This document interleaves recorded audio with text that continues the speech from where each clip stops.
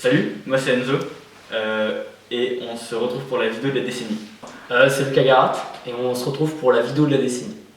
C'était fou. Ah, c'est fou. C'est le symbole du fait que on grandit et du coup on fait Et on est peut-être une plus vidéo à l'aise. qui nous a marqué. Ça a intérêt à marcher parce que c'est pour notre petit plus tard. Enfin, moi c'est pour mon petit plus tard. Toi c'est Non, pas du tout. Tu es présentateur télé. Ça c'est fou. Comment j'ai eu cette idée? Parce que hier soir, mon père a dit on va au cinéma une fois par décennie. Matt Damon n'est pas un si mauvais acteur que ça.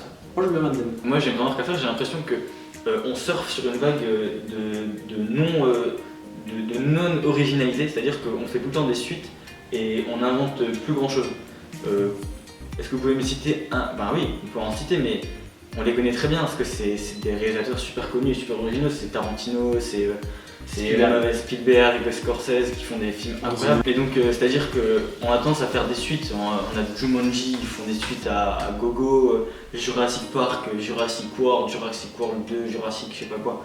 Ils font des suites, ils font beaucoup de suites et on a tendance à perdre une certaine originalité dans les films, j'ai l'impression. Je dirais l'humour. Moi j'aime bien les gens qui rient. Et je trouve que c'est pas ces dernières années, il y a de moins en moins de gens heureux. Tout à l'heure, tu parlais d'un truc sur la finesse dans l'humour.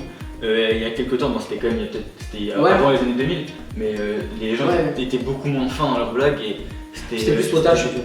Enfin, à l'époque, c'était plus du dénigrement pur et dur. C'était se foutre de la gueule, des blagues noirs, des rebeux, tu vois. Et parce que les gens ils avaient un statut de. Tu vois, maintenant on met plus en cause, je trouve, les priorités. Alors que là, il y a tellement de possibilités de faire parce qu'il faut être tellement original, il faut faire des blagues très fines et être plus recherché dans ce que tu fais. C'est pas juste se moquer pour se moquer. Je pense que là on atteint sinon un bas-fond, etc. Et par contre, il y a plein d'humoristes qui arrivent à jouer pas forcément sur des blagues racistes, etc. qui font vraiment des bonnes blagues. Ouais, c'est vrai. Et en fait, on atteint plus, je sais pas comment dire, on atteint une évolution de l'humour. C'est dingue cette qualité de une évolution de l'humour et des médias surtout. Genre, je pense à Click, Mouloud Achour, je te kiffe. Mouloud Achour, je viens quand tu veux. Il a raté jamais cette vidéo. Tu sais que on lui envoie en DM Insta à deux, il verra forcément. Tu penses? Mouloud Achour, si tu vois cette vidéo, par deux nos chances qu'il l'a. En vrai, on met ça au début de la vidéo. Mouloud Achour, si tu vois cette vidéo, on peut venir à Click. Voilà. Mec, ouais, t'as jamais envie de faire Click? Ça me peut pas. Click, évidemment. Click X mois. Wouah. Toi X mois, ouais. X, tu sais quoi, c'est le seul clic qui s'appellera Click X mois. Cherchez une vidéo Fanta XU de Lucas. Oh là là, maintenant, s'il vous plaît. Faites à ça. On notait qu'on a tendance à se comparer de manière abusive et de manière omniprésente. On se compare tout le temps. C'est-à-dire que quand on fait quelque chose, eh ben, on va souvent le poster sur internet et du coup on est tout le temps intéressé par la chose qu'on va faire. On n'est plus désintéressé, on fait plus des actes de bonne foi, on fait des actes. Ouais, il y a plus 100% de transparence. C'est pas mal désintéressé. Surtout, je pense qu'il y a une mauvaise démarche, c'est que les gens font plus des bonnes actions pour faire des bonnes actions. Tu vois, c'est ce que tu disais, mais par exemple, tu vois, des gens qui donnent à SDF, maintenant ils filment ça sur Snapchat, etc. Mais c'est un message bateau et bien déjà vu, mais. C'est pas bien. Mais non, et après il y a quand même du bon, tu vois, c'est que le SDF il reçoit des sous, etc. Mais bon. Il fallait juste noter ça. Il faut juste, on le note. Tu penses que totalement c'est bien ça? On le note. On a marqué un truc, sur cette décennie, on a passé les 7 milliards d'êtres humains en 2011. Ah? Ouais. Bah, bon anniversaire à nous. Non. Pourquoi? Bah, pour notre anniversaire, on a juste passé les 7 milliards d'humains. Bah ouais, mais bon, on a passé le cap des 7 milliards. On n'en parle pas, mais ces 10 dernières années, c'est beaucoup plus facile de retrouver des vieilles archives, beaucoup plus vieilles que genre il y a 10 ans. Tu vois, il y a 10 ans pour retrouver des vieilles archives, c'était plus dur que maintenant. Donc il y a une facilité d'information. Ouais, et là ça enchaîne, et là, mais si, carrément. Si, même si en fait t'as raison, mais t'as simplifié le truc, tu m'as lacéré, t'as bien fait. La facilité d'information entraîne une facilité qui peut être tellement simple qu'on peut oublier de vérifier. Une perte de valeur d'information. On peut oublier de vérifier et donc du coup l'information n'a plus de valeur, plus d'intérêt. Parce que c'est quoi le but de tout ça? S'informer, là, de faire cette vidéo. Ouais, pourquoi on fait cette vidéo? Parce que c'est cool, je pense. Et en vrai, je pense qu'on a surtout été inspiré ces derniers temps par Émile Rohr, un super québécois, on est fan. Bah surtout qu'en fait, en 40 ans, on a doublé la population mondiale. Ah oui, donc en fait, il y a peut-être moyen que... Oh, donc il y a 40 ans, on était 2 fois moins nombreux sur YouTube. Nul. Ah oui, on voulait faire un truc sur la violence.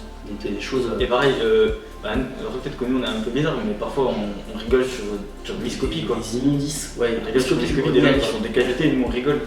Alors on vient... on devient brut, on est plus... Ouais, pas ça, mais bon, c'est...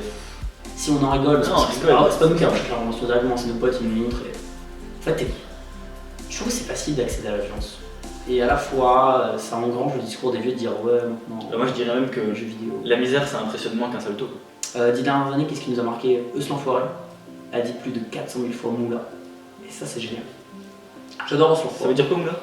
Rappelle-le parce que dans 10 ans on aura complètement oublié. Ça veut dire argent et chatte.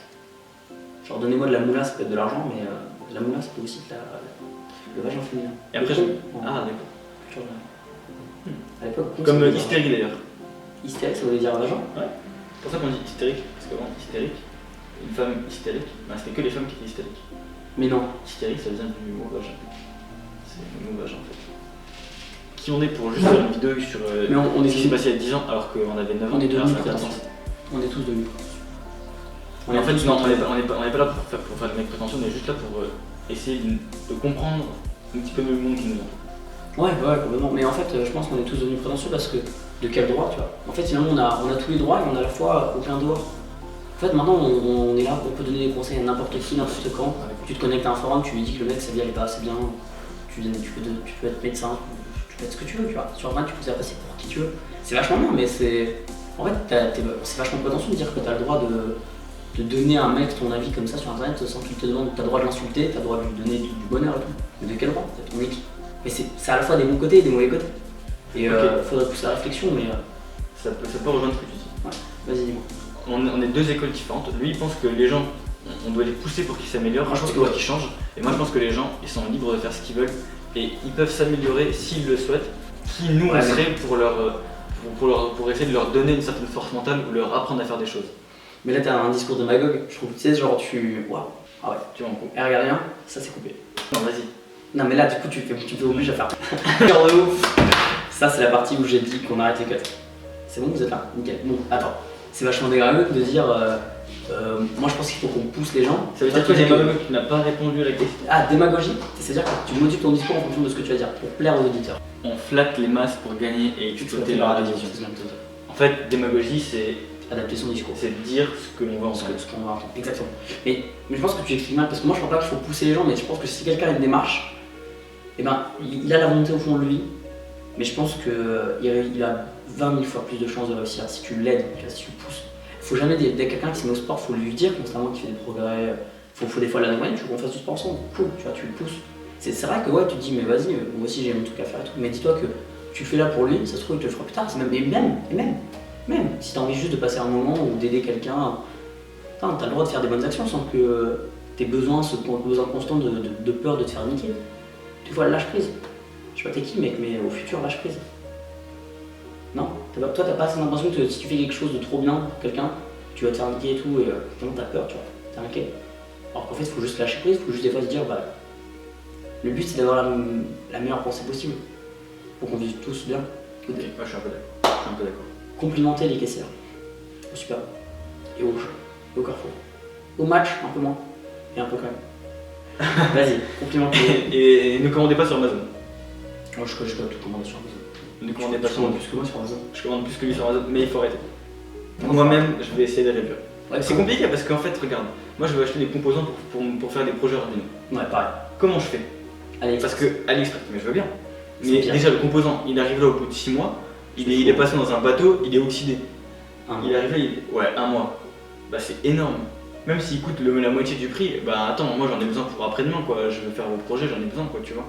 Et ouais, mais en fait, c'est ça. Alors qu'à l'époque, tu voulais un composant, t'attendais quand même 1 mois et demi, tu vois. Et c'est la solution la plus rapide. Donc, du coup, en fait, on a tout maintenant. Maintenant, c'est instantané. Ça, c'est un discours un peu bateau et je pense que tout le monde le sait. Ouais, non, bien sûr. C'est-à-dire, quelle conclusion on pourra en tirer? On est trop pressé, il faut qu'on prenne notre temps. Il faut pas se précipiter. En fait, on pense trop au futur.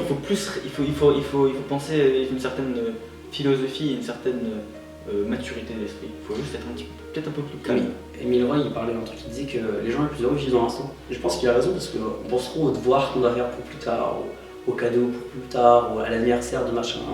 Là, vous êtes là, autour de vous. Nickel. Respirez. Ok. Posez-vous. Non mais coupez la vidéo. À partir de maintenant, coupez la vidéo. Ah non, attendez que je finisse ma phrase et coupez la vidéo. Regardez autour de vous. Non, regardez pas autour de vous, rien à foutre de regarder. Juste ouvrez la fenêtre la plus proche que vous pouvez. Sortez. Là, si vous pouvez ouvrir la fenêtre ou prendre un bol d'air, allez-y. Donc si vous êtes dans le train, vous sortez dès que vous pouvez. Si vous êtes dans l'avion, bah ouvrez pas le boulot du coup. Mais dès que vous pouvez, Waouh, kiffer l'air quoi. Même s'il est pollué. Et ben ça Si vous s'appelle, avez donc crevé en d'un fait le coup. bonheur dans l'instant, ça s'appelle la pleine conscience. C'est vrai? Ouais, c'est ça. On T'es l'a- sur quel site? on l'a- C'est quoi le bonheur pour vous? Super site qu'on Mais non, mais on l'a vu en fil en fait. Après, regarde, je dis quoi? Pleine conscience. Pleine conscience, c'est une expression désignant une attitude d'attention, de présence et de conscience vigilante qui peut être interne. Sensation, pensée, émotion, bah, c'est tout ce qui concerne, c'est tout ce qui concerne le bonheur, tout ça. Il y a quoi à en retirer de ces vidéos? Il y a des chances pour que personne ne la voit et du coup, pour faire un film, t'as juste besoin d'un truc qui filme. En fait, c'est ça. Je pense que maintenant, on est très inspiré tout le temps. On est constamment bombardé. En fait, non, c'est nul, lâchez. Là, c'est des discours déjà préfaits. Ce qu'il faut retenir de cette décennie, c'est ce que vous avez voulu en retenir. Il y a peut-être eu un événement tragique ou heureux, ou peut-être que c'est l'année de votre mariage, de votre divorce, la naissance de votre fils. Peut-être que vous avez perdu quelqu'un d'important pour vous, c'est sûr. On a tous été marqués par des choses cette décennie. Mais le plus important, c'est ce que vous en retirez comme vous. C'est pas forcément bon ou mauvais, il faut retirer juste une leçon, tu vois. Là, t'es là, c'est vrai, ok, t'as sûrement eu la pire vie de merde ou alors la meilleure vie. Et c'est cool. Enfin, c'est cool, non, des fois, je suis désolé pour toi si ça a été la pire décennie de ta vie. Mais en tout cas, je pense que c'est jamais 100% cuit pour toi. Tu peux toujours faire quelque chose. Même si t'as perdu tes bras et tes jambes et que t'es un homme tronc, t'as encore le droit de penser. Et je pense que la pensée, c'est ce qu'il y a de plus beau. Non, bon, non, en fait, je pense à l'homme tronc, désolé. Ah bah si t'es un homme tronc, tu kiffes. En vrai, fais humoriste. Si t'es un homme tronc, je rigole même pas, va sur scène. Les gens vont avoir du mal au début. C'est la fin de cette vidéo. On vous souhaite une bonne fin d'année. Je pense pas qu'elle sortira avant la fin de l'année, à moins que je sois quelqu'un qui bosse. Ça serait. Lucas, si tu vas voir en disant cette vidéo, écris ton spectacle. Et j'espère que tu es devenu un grand humoriste ou au moins un acteur. T'as joué avec Alain Chabat avant qu'il soit. Enfin, j'espère qu'il est pas mort. Alors, Alain Chabat en tête. Wow. Et Je voyais- c'est la fin de la vidéo. On fait plein de bisous. On fait des bisous à qui là? Je sais pas. C'est la fin? Attends, un objectif de vie.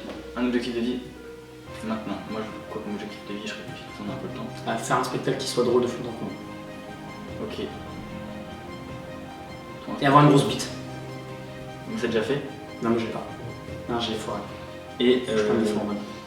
quoi d'autre? Et faire un clap de fin. Moi, j'aimerais bien.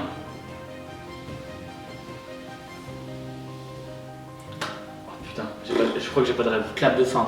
3, 2, 1, on dit un dernier mot. Je n'ai pas de rêve. Ta gueule.